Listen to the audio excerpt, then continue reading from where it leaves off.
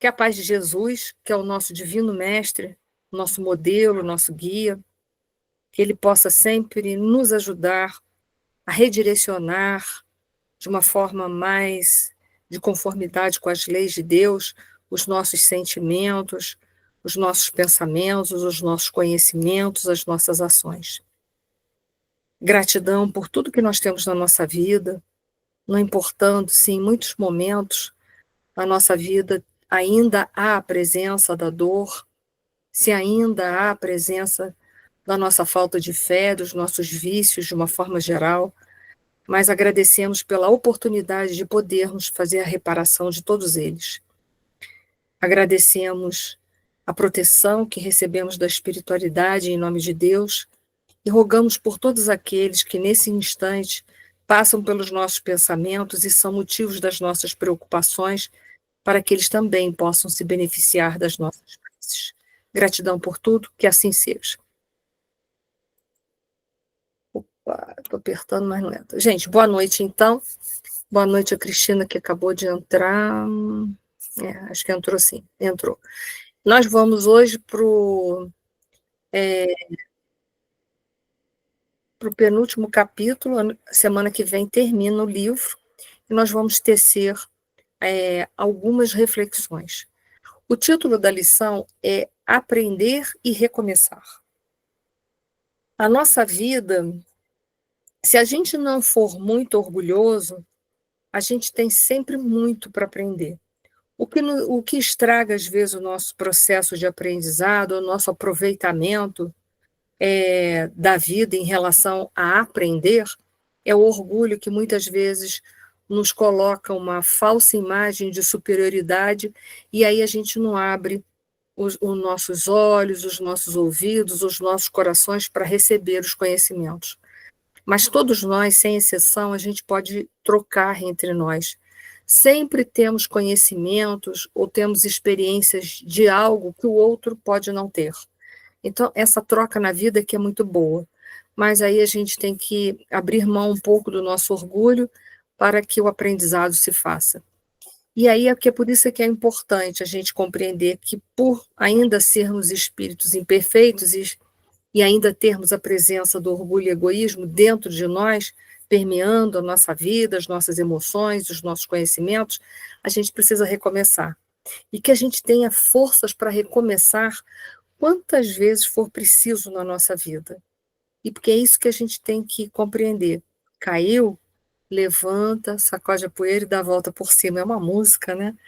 E é isso que a gente precisa fazer, não pode esmorecer. Eu sei que tem dia que quando a gente tem certas quedas na nossa vida, né? Que a gente chama de derrota, mas que não é derrota, porque nada pode nos derrotar, no sentido de que a lei do progresso vai nos levar, e Deus é amor, nós somos filhos do amor. Então, a gente pode se achar derrotado, mas a gente pode tirar triunfos das nossas derrotas sempre, né, daquilo que chamamos de derrota. Então, é importante a gente compreender que tem dias que a gente está assim, se sentindo derrotado, mas é preciso a gente recomeçar, começar de novo, tentar fazer diferente, melhorar alguma coisa, o que for possível da gente melhorar, mas que a gente não desista nunca de ser uma pessoa melhor. Por mais que a gente tenha dificuldade, que tem coisa dentro da gente que para a gente trabalhar é com muito suor mesmo, suor do trabalho e das lágrimas, né? Com muitas lágrimas, né? Com muita água, né? O suor do trabalho e das lágrimas, né? Melhor dizendo. A gente vai passar por esse processo, mas que bom saber que a gente pode melhorar. Isso é que é bom na nossa vida. Então vamos lá. A lição é de Emmanuel também, e ele diz assim para a gente: dizes que não tens condições para as obras da fé porque erraste. Erraste e sofrestes. Sofrestes e temes a crítica. É possível que ainda lutes contigo mesmo. Entretanto, não recuse o convite do bem que te chama a servir. Esquece-te e caminha. O trabalho em auxílio aos outros te fará profunda e bela renovação. Te fará e te trará, né? Profunda e bela renovação. A bênção do Senhor te sustentará, sempre, porque Deus está dentro da gente. É só a gente se permitir fechar os olhos, tirar um pouco do tumulto mental que vai na nossa cabeça no dia a dia e tentar sentir a presença de Deus dentro de nós. Se não creis no amparo do alto, observe a luz do sol. O astro do dia, vestido em luz pura e imensa, está sempre reiniciando o próprio trabalho em cada hemisfério da Terra. Pensemos nisso e aprende a recomeçar. Bom, é uma lição muito bonita, né? De uma forma poética, Emmanuel nos leva a muitas reflexões.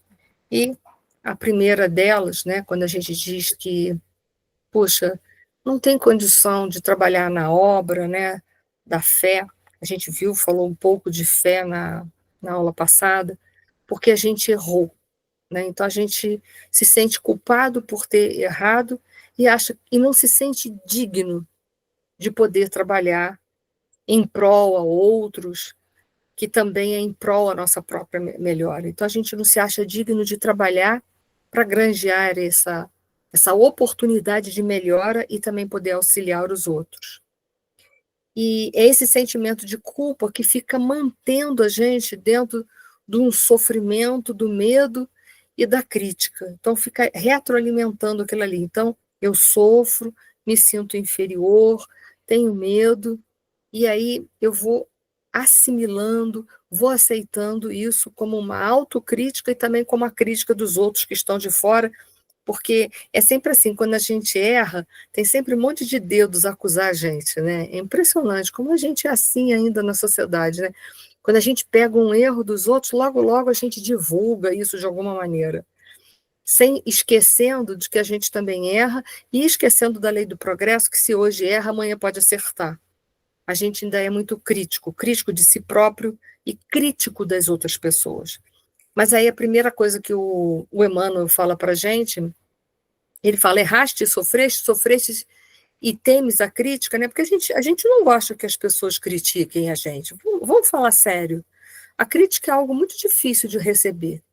A gente ainda recebe muito mal e é algo que, se a gente não fica com raiva, a gente fica muito envergonhado ou fica se sentindo muito no fim da fila. A gente não gosta de receber críticas. Até porque muitas críticas que nos são dirigidas em relação a algumas pessoas que nos fazem as críticas, às vezes fazem para destruir mesmo.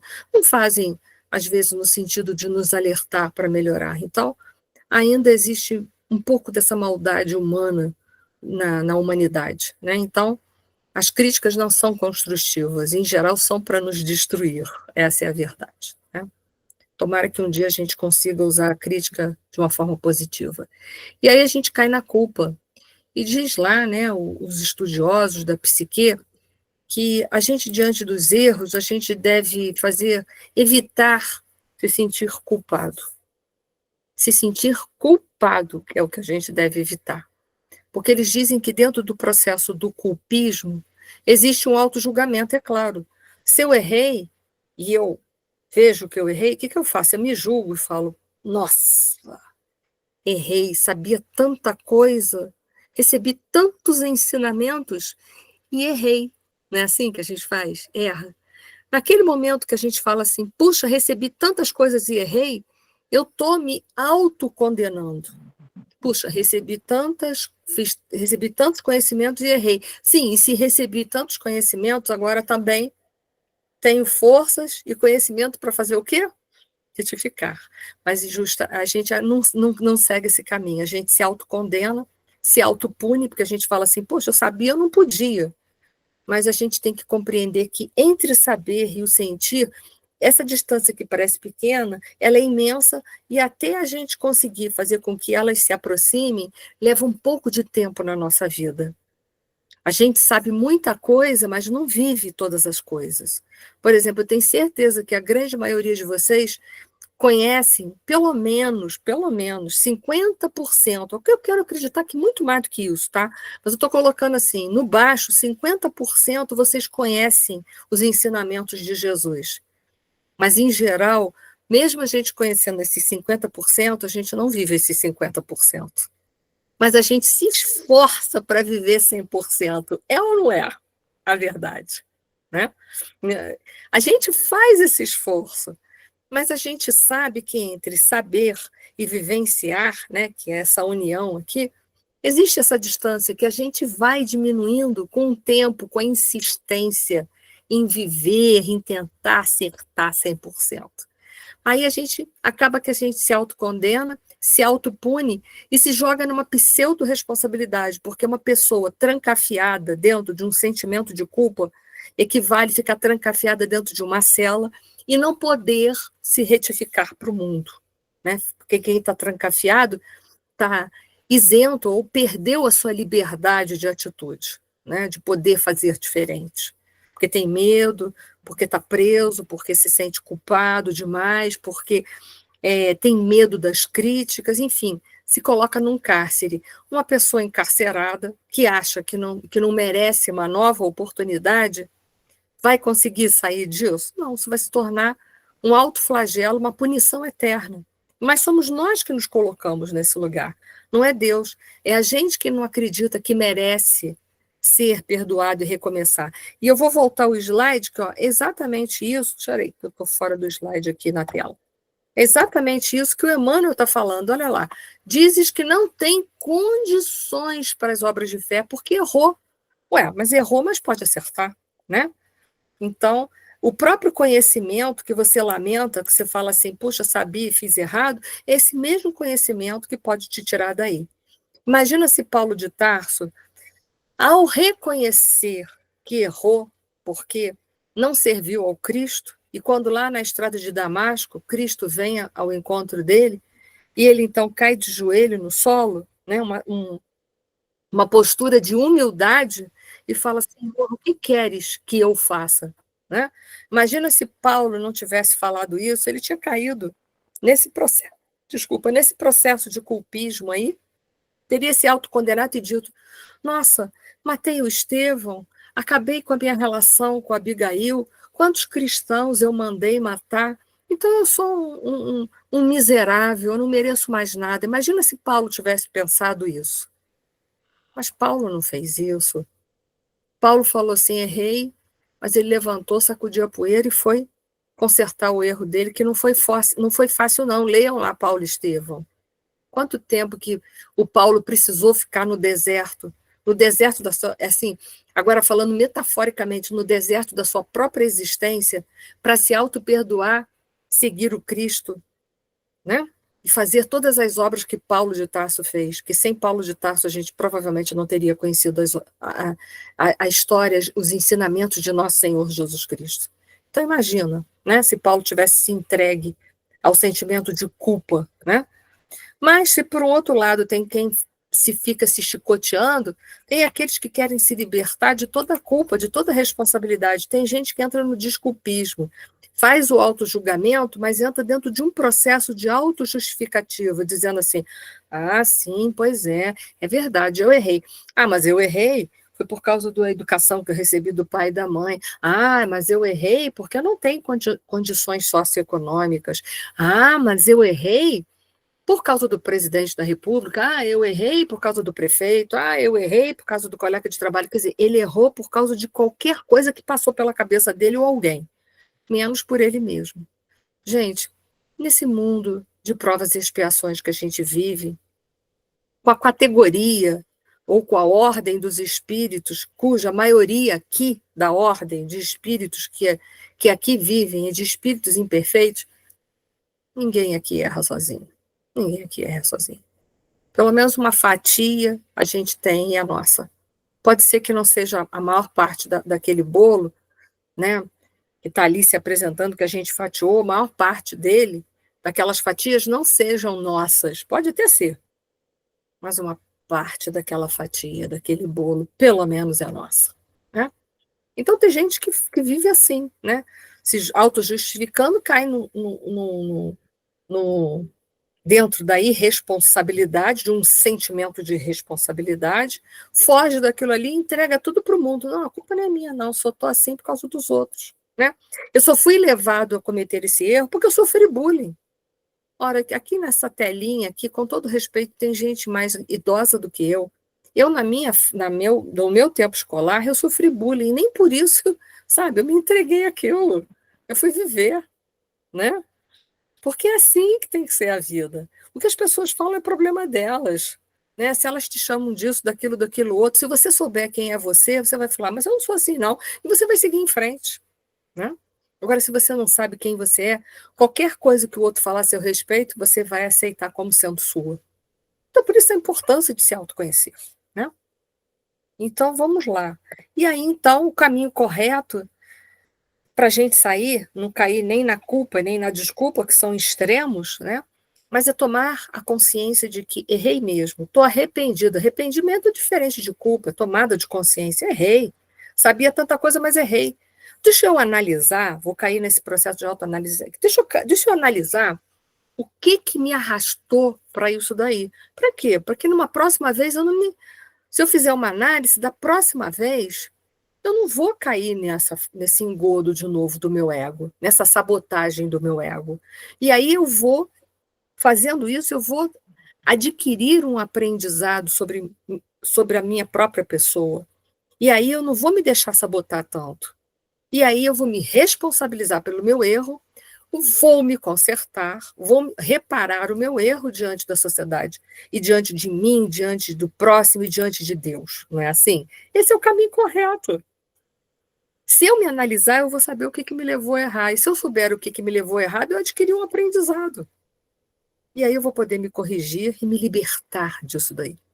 Se a gente fizer assim, a gente sai daquele círculo fechado. E aí eu vou acreditar que eu posso trabalhar na obra do bem, sim, porque eu sou filho de Deus. Né?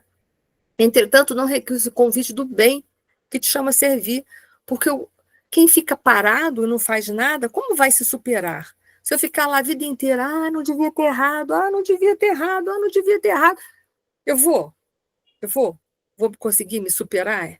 Eu vou conseguir a corrigenda, tirar uma experiência daquele erro e seguir em frente? Não, eu preciso me movimentar, fazer esse movimento interior de autoanálise, de reflexão, o que me levou a errar, não quero mais fazer isso.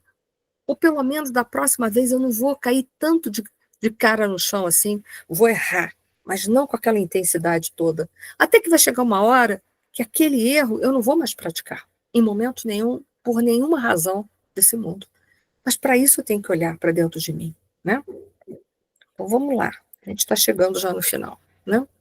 Esquece-te e caminha, o trabalho em auxílio aos outros te fará ou te trará profunda e bela renovação. É verdade, quando a gente foca mais nas outras pessoas, quando a gente aceita esse trabalho do bem, que a gente tenta auxiliar os outros, não porque a gente se sente superior, mas porque a gente sabe que tem alguma coisa já que pode dar para o outro, a gente se afasta um pouco dos nossos próprios problemas, focando no problema dos outros, e aí a gente consegue, com muito mais facilidade, se transformar. A gente fica mais suave. Que quando a gente está muito focado no problema, eu sempre dou aquele exemplo, lembra? Se a gente pegar um livro e botar muito na frente dos olhos, a gente não vai saber que aquele livro tem letras, que tem palavras, e que tem um texto, e tem um significado. É assim, quando a gente está só dentro da gente, fica só mergulhado, a gente tem muita coisa que não consegue ver. Mas quando a gente sai um pouco da gente, a gente respira novos ares, novos problemas, daqui a pouco quando a gente vê, fala assim, puxa, mas era essa a solução dos meus problemas. E assim eu também vou conseguir me transformar. Então é ajudando os outros que a gente se ajuda, é lei de causa e efeito, é fazendo, né? É fazendo o bem que a gente também vai conseguindo se reestruturar interiormente.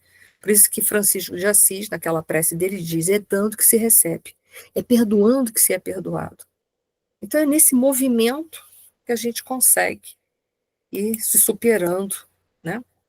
E ele dá um exemplo, a metáfora do sol, né?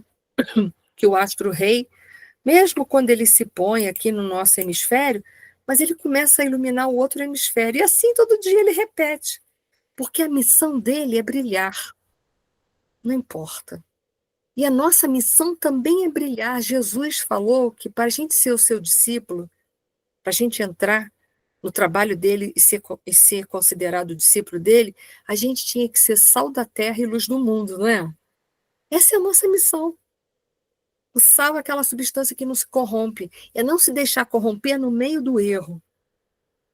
É levar a sua luz, o pouco que você tem, para aquele que às vezes não tem luz nenhuma. Para aquele que está na retaguarda, o que eu tenho para dar para ele é muito bom. Então vai lá e começa o teu trabalho. É claro que aquele que está acima de você, você não tem muito para ofertar para ele, ou quase nada. Mas para aquele que está na retaguarda, você tem muita coisa para dar para ele. Então vai lá e faz alguma coisa, sacode, sabe? Vai viver. Mas não fica naquela vitimização. Justo eu. Ah, porque eu errei. Ah, porque eu sou isso. Ah, porque eu sou... Você não é nada, você é filho de Deus, é ponto final. Essas outras coisas que você fala é fuga do trabalho, da responsabilidade. Vai e faz a melhor coisa que você puder. Supera o teu passado, construindo um futuro melhor para você.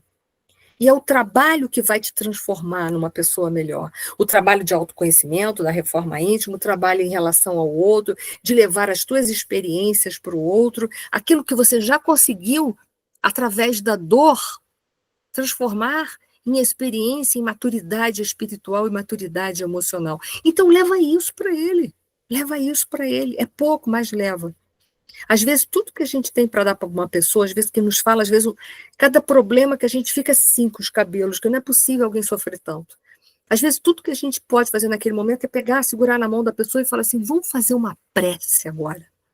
Às vezes é tudo, porque a gente não sabe nem o que vai falar para aquela pessoa que está tão sofrida, que passou por coisas, às vezes, que nós não passamos, mas a gente sabe que a nossa conexão com o Pai vai abrir portas e janelas para na nossa vida mental e emocional, que vai fazer com que a gente possa ver uma saída daqueles problemas. Então, mesmo que a gente não tenha nada para dizer, mas pelo menos uma prece a gente tem para fazer. Né? Renovar a esperança das outras pessoas através da prece. Oh, desculpa, peguei o lugar errado aqui. Vamos lá. E aí vem a historinha que eu vou deixar para vocês, que vocês adoram, né? É a história de dois vasos. Tinha uma velha senhora chinesa que possuía dois grandes vasos. E cada um era suspenso numa extremidade por uma vara. Sabe aquelas varas que eles botam atrás do pescoço assim e vão levando? Um vaso em cada extremidade? Um vaso era perfeito, mas outro vaso era rachado. Todo dia, quando ela ia lá na fonte pegar água, ela enchia os dois. E aí, aquele caso, quando ela voltava para casa, quando ela chegava em casa, o vaso, que era perfeito, vinha cheio. Mas o vaso que tinha a rachadura, ele estava meio cheio ou meio vazio. E assim, mas ela fazia todos os anos. Todos os dias ela fazia isso, todos os dias ela fazia isso. Ela ia pegar água, levava os dois vasos dela, um que estava bom e o outro que estava rachado. Um dia, depois de 2 anos, é, o vaso que era ótimo, ele se sentia ótimo e orgulhoso. Mas o vaso que era rachado, um dia depois de 2 anos, ele virou para ela e disse assim: eu tenho vergonha de mim mesmo, porque esta rachadura que eu tenho me faz perder metade da água durante o caminho até a sua casa, falou para a velhinha. O outro não, estava todo orgulhoso. Aí a velhinha sorriu e falou assim para ele: você reparou, meu filho, que as lindas flores têm somente do teu lado do caminho? Eu sempre soube do teu defeito e, portanto, plantei sementes de flores na beira do estrado do teu lado, e todo dia, enquanto a gente voltava, tu regavas aquele lado, e aí as sementes se desenvolveram e deram essas belas flores. Por 2 anos, meu filho, eu pude recolher aquelas belíssimas flores para enfeitar a minha casa. Se tu não fosses como és, eu não teria tido aquelas maravilhas na minha casa. Cada um de nós tem o próprio e específico defeito. Mas o defeito que cada um de nós tem é que faz com que nossa convivência seja interessante e gratificante. É preciso aceitar cada um pelo que é e descobrir o que tem de bom nele. E aproveitar, gente. E aproveitar para crescer. E também para mostrar para o outro que mesmo os defeitos dele podem trazer benefícios se ele estiver consciente da sua melhora, da sua cura. Ela aproveitou a rachadura daquele vaso para quê? Para quê? Para ir molhando aquele lado do caminho, né? E aí, com aquela perda de água, que não era perda, e aquele vaso estava regando e dando da sua água que ele carregava, dando a oportunidade para as sementes se desenvolverem e trazer as flores. Então, que nós possamos aproveitar a convivência com os nossos barros, os nossos vasos de barro rachados, para a gente também florescer, que a gente também possa florescer. Então, que a gente jamais profira a palavra assim, eu não posso ser útil porque eu já errei. Não, você pode ser útil, porque você é filho de Deus e traz o potencial de ser melhor a cada dia. Você é filho de Deus, filho do amor, filho da luz. Então, todos nós trazemos essa oportunidade.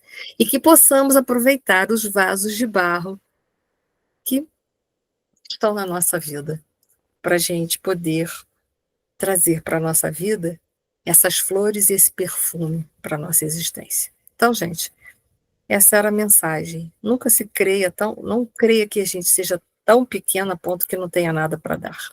Não creia nisso, jamais. Todos nós temos potenciais dentro de nós. E que essa lição fique dentro do nosso coração para aqueles dias assim que a gente está surumbático, macambuzo, se sentindo o último da fila. Que a gente lembre que a nossa rachadura tem serventia também, né? Nós somos mancos ajudando outros mancos a caminhar. Isso é que é importante, né? Linda história. Obrigada, Maria. Todos somos úteis. Sem sombra de dúvida. Mesmo aqueles que a gente às vezes tem bronca, são úteis. E vamos aproveitar os vasos rachados da nossa vida, né? Porque eles têm utilidade. É verdade. Né? Muito isso. Obrigada, Enir. Obrigada a vocês. Até semana que vem, se Deus quiser, com o nosso semana que vem. Tá? Boa noite. Entre nós. Beijo grande no coração.